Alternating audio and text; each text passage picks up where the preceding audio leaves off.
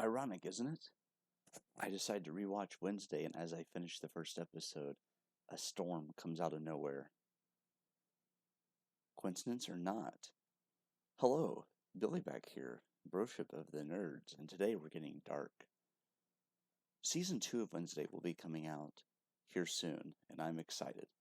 So I decided to restart the show for this is my fourth or fifth watch in order to be refreshed and ready for the next journey of Wednesday, Season 2. So, Wednesday, Episode 1, I took notes here. Wednesday's child is full of woe. So, going into this, before we get into the episode itself, I love telling stories. I think my memories replay as stories. Everybody's a little different on that. But this came out in 2022. It was around my birthday, and there was no trailer. When you went on Netflix and just went to Wednesday, there was no trailer. It was just her holding the umbrella.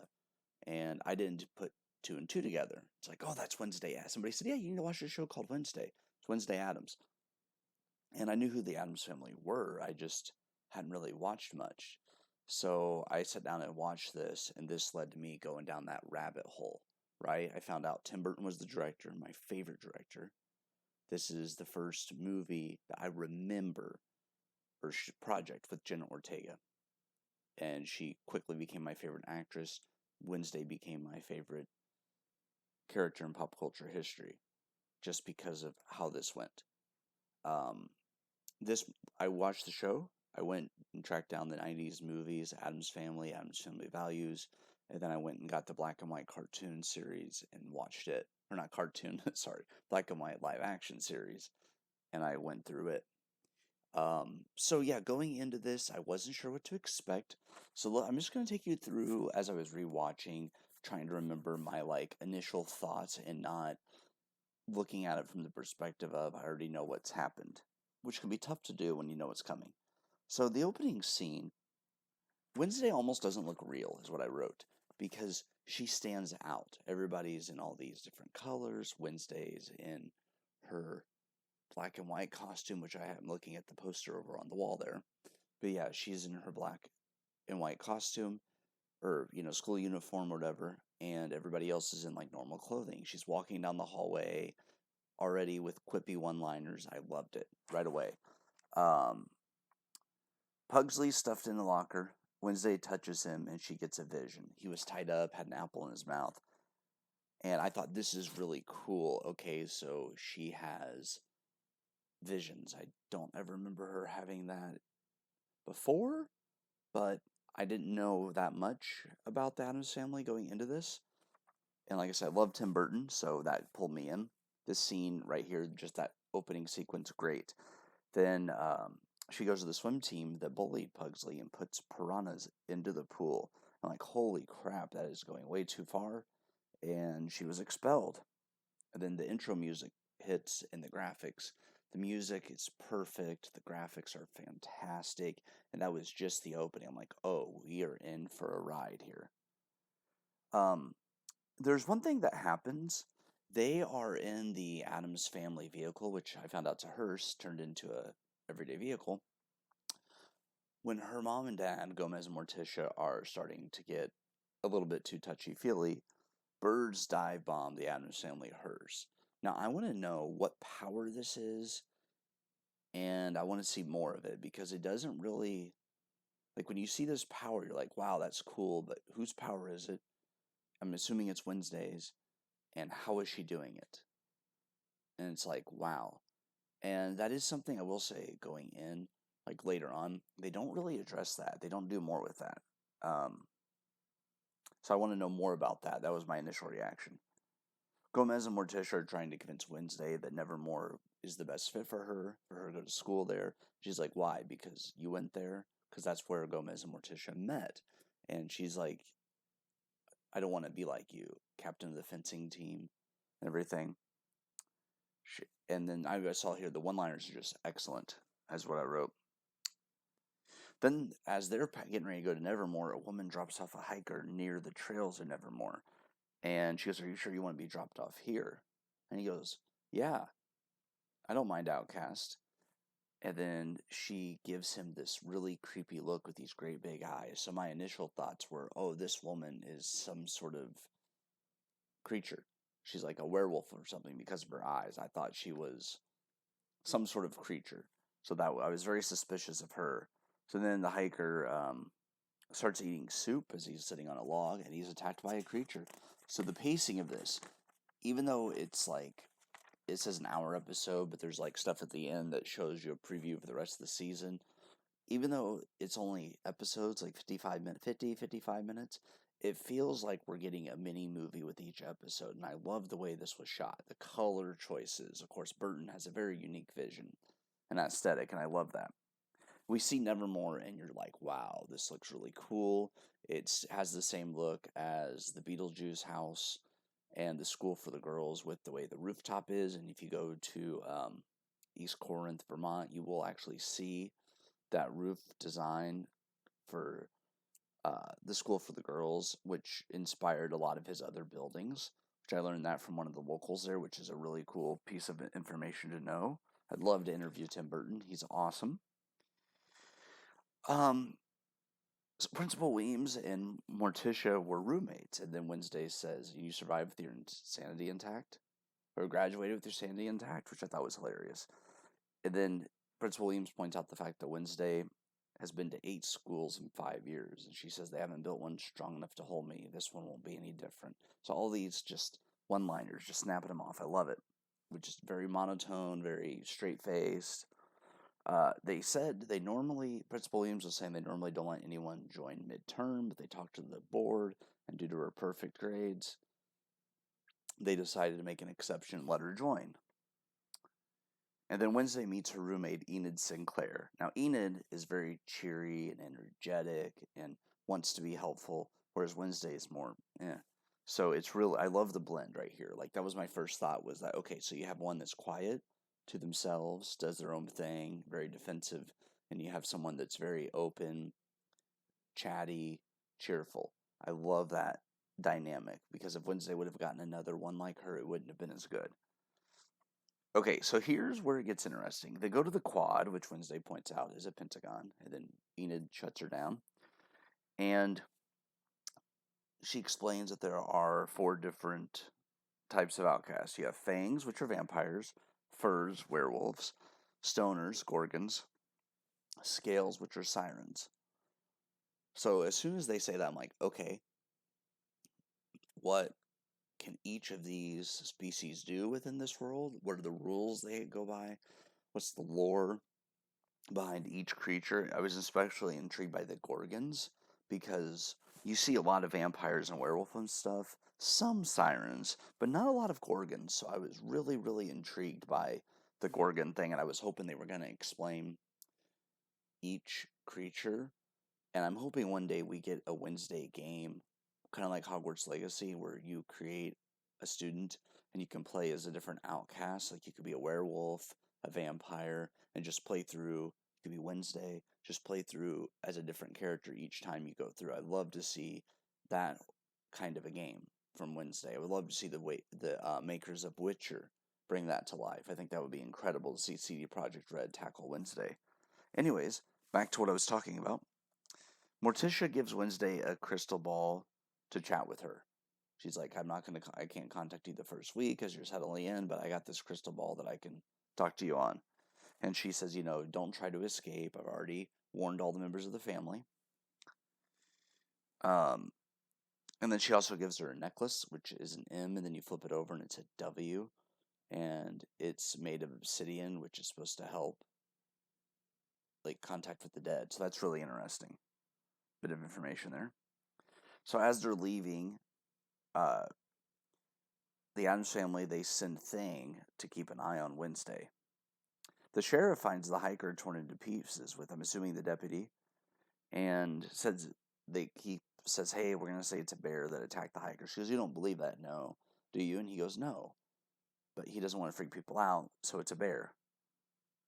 Meanwhile, back at Nevermore, I made this note, Nevermore looks beautiful at night. It's absolutely gorgeous. I would love to be in a building like that. And then Wednesday divides the room into two. So the window at first is all colored. She divides it so half of it's colored, half of it is just the regular window. So I love that. And then she puts a line of tape, black tape, down the middle of the room. And Enid and her like having this back and forth. And Enid says, yeah, emojis are how people express emotions. And she goes, Wednesday says, when I look at you, the following emojis come to mind: rope, shovel, hole. That was one of my favorite ones of this episode. Not my favorite, but probably second up there. Miss Thornhill comes in as Enid's got her claws out and they're about to fight. And Miss Thornhill comes in and introduces herself as the dorm mom. She brings Wednesday a black dahlia. She said when a new student starts, she tries to match a flower to each of her girls. So here's the black dahlia. And Wednesday says, oh, I love this. It's after my my favorite unsolved murder. Then we get a fencing scene. Everyone's in all white. Wednesday is in all black. Bianca defeats Rowan, who makes an excuse that she tripped him, and the coach is like, no, it was a clean hit. Then Wednesday challenges Bianca, and you can tell she's not used to anyone questioning her authority and actually challenging her. Wednesday gets the first point, shocking Bianca. Bianca locks it in and gets point 2. And then for shock factor, Wednesday invokes a military challenge. No tips, first blood, no helmets. And of course, Wednesday loses. And when she gets cut, she has this look on her, and I said, you see why she is the perfect fit for the Burton style. She has the dark hair, the big eyes, like just perfect the way she looks for that shot. I loved it because she had that little bit of red on her, and Burton likes to use red, but just a little bit to kind of draw attention to something. He in black and white, and then a little red. I love the Burton style. He's my favorite.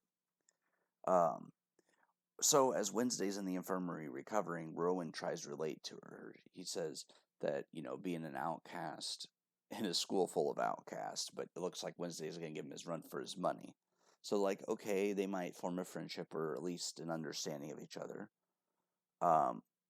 Wednesday leaves the infirmary, and as she's downstairs, a gargoyle is falling on her, and Xavier knocks her out of the way from a falling gargoyle. And he says we're even now, and she doesn't remember him. And he explains that they were at Xavier Godmother's funeral, and in her 20s, she was friends with Wednesday's grandmother. And Xavier hid in his godmother's casket during hide and seek, and he got stuck, and he was heading to the crematorium, and Wednesday hit the big red button to save him. So now they're even. And so Xavier, you get the sense kind of early on that he remembers her, obviously, but that he's trying to connect to her. He really is. He's trying to put himself out there and connect to her. And Wednesday's not that open, but she's not quite closed off either. It's kind of like an in-between this first scene with them. So that's really interesting. Wednesday finds Thang under a blanket. She says, I can either lock you up in here for the rest of the semester, or you can go mad trying to claw your way out, or you can pledge your undying loyalty, to which Thang does. So Wednesday now has a helper. Wednesday plans to escape Nevermore, because Thang asks her, do you have a plan? She goes, of course. And she goes to Jericho with Principal Weems to go to court-ordered therapist Dr. Kinbot. And while they're there, Dr. Kinbot has done extensive research on Wednesday, read about Wednesday's novels, Viper de la Murta, and Wednesday goes to the bathroom, and Thang hands her a nail file, and she gets out the window and goes down the building. She has a vision of a farmer dying, and she thinks about, it seems like she thinks about warning him, but then whenever he calls her a weirdo, she just keeps walking. But she has a vision of him being in a car crash and dying. She goes to the Weather Vane in Jericho, which is the coffee shop. She meets Tyler there and scares the crap out of him. And the espresso machine's not working. She wants a quad over ice, which that's a lot of caffeine. So he says the espresso machine's having a seizure. He goes, we only have drip. And then she uses my favorite quote from Wednesday. But drip is for people who hate themselves and know their lives have no real purpose or meaning. And what makes this scene so funny is the customer that is pouring himself. He has a coffee cup and he's pouring himself some stuff. He sets the coffee and the jug down he was pouring out of and just leaves. Just absolutely hilarious. And I used that line at the coffee shop here in town just because I was being silly. I don't think I explained that later it was from a movie or from a show. So Wednesday fixes the coffee machine. She's able to read Italian. She needs a tri-ring screwdriver and an Allen wrench. Tyler introduces himself, asks for her name. She says her name's Wednesday. Tyler offers to drive her to the train station, and she hands him a 20 to take him there, and then 40, and he says, "You can't buy me." So I think in that moment, and if you read the book, it explains that she respects Tyler for not being able to be bought for his character. Then three boys dressed as pilgrims enter the weather vane and says, "This is our booth," and Wednesday kicks the crap out of them. The sheriff comes in, and he doubts that Wednesday beat up three boys. And Weems comes in and says, "Sorry, this one got away from me," and says it's time to go, and that she's an Adams. And he says, "Wait a minute, is Gomez your father?" She nods, and he says, "He belongs behind bars. I'm going to keep my eye on you." And she gives him kind of this almost smile, not quite a smile, but this little smirk, like, "Challenge accepted, bitch."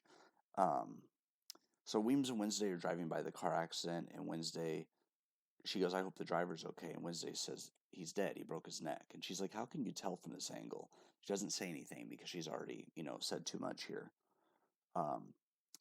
We go to a rooftop scene. Wednesday's playing Painted Black on the cello on the balcony. Beautiful, beautifully shot.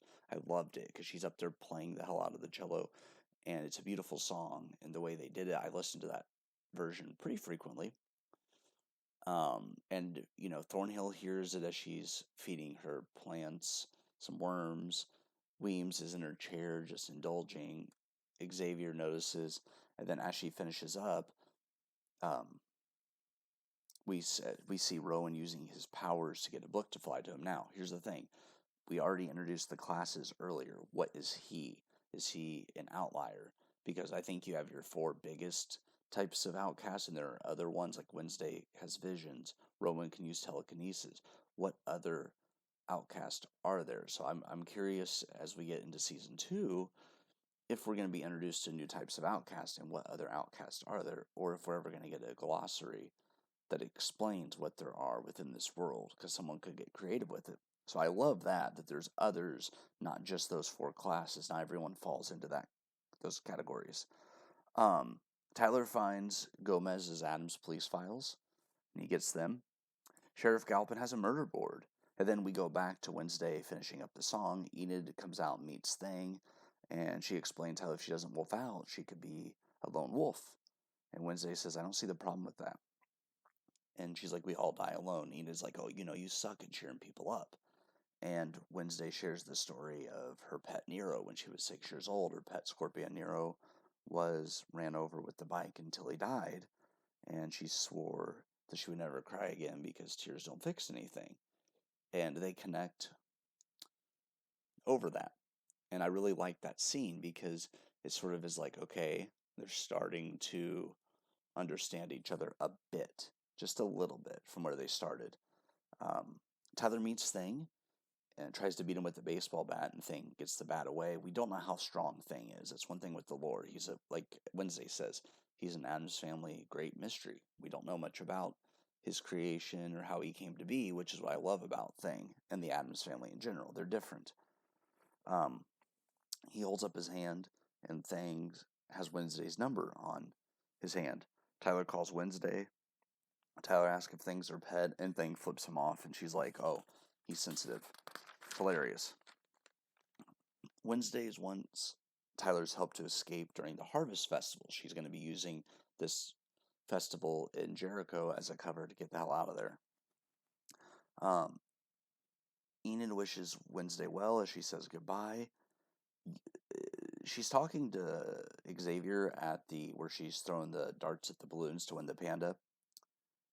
And as Xavier's talking to her, Tyler shows up.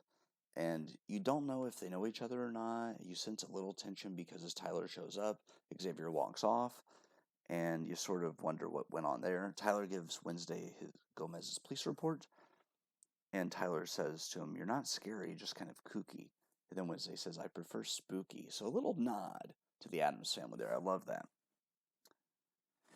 So Wednesday has a vision of Rowan being killed. So instead of escaping now, she's trying to save Rowan, or so she thinks. She follows him into the woods and warns him he might be in danger. And Rowan says, "You have a backwards, you're in danger. And he used his telekinesis to shove Wednesday into a tree.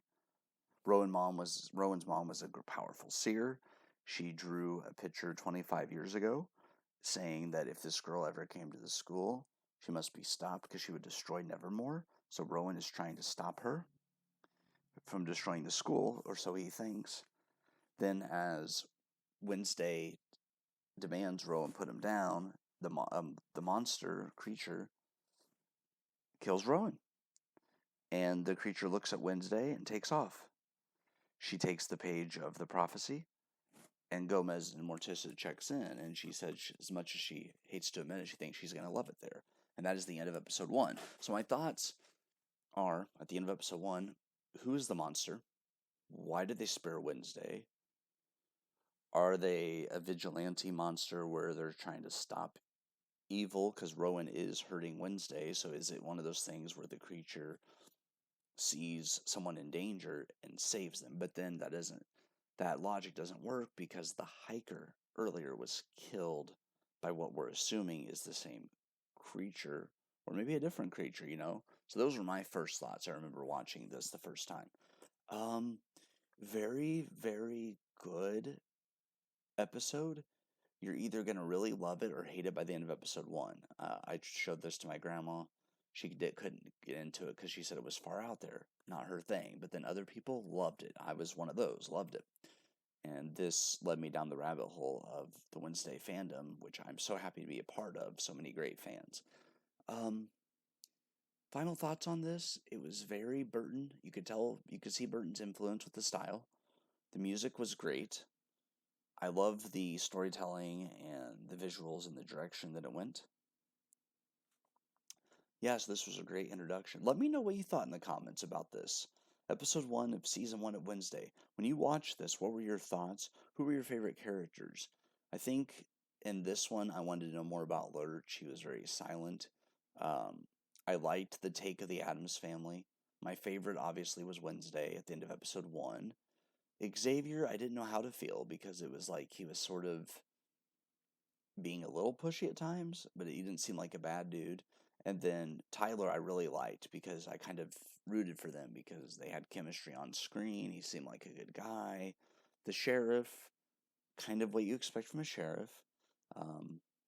He has a thing against Gomez for whatever reason, which we don't know why at this point. And Weems, she's a political figure, right? She's a principal. She answers to a board and the towns and everything, so she has a role she has to play politically. And so you get the sense that she's up for sale. And I don't necessarily like that. Ken Bott, therapist, right? Just like trying to help Wednesday. She seems okay. But Wednesday's going to be a big challenge for her, but she doesn't seem like she gives up easily to a challenge.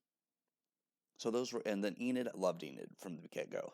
I love her outgoing personality. And I was saying earlier, I think a lot of people have both in them, right? You have your days where you want to be more social. You have your days where you are more on guard and just wanting to be away from people and saying hurtful things sometimes, defense mechanisms. So I think we all have a little bit of Wednesday and Enidness, sometimes not to that extreme, but, a little bit maybe.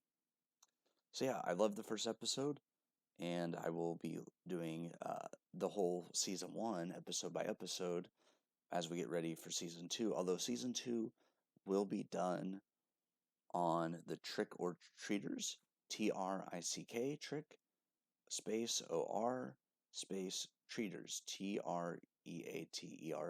We will be doing an episode by episode breakdown for Wednesday season 2, so look for that to be posted there. Thank you for tuning in, and this has been a review of episode 1.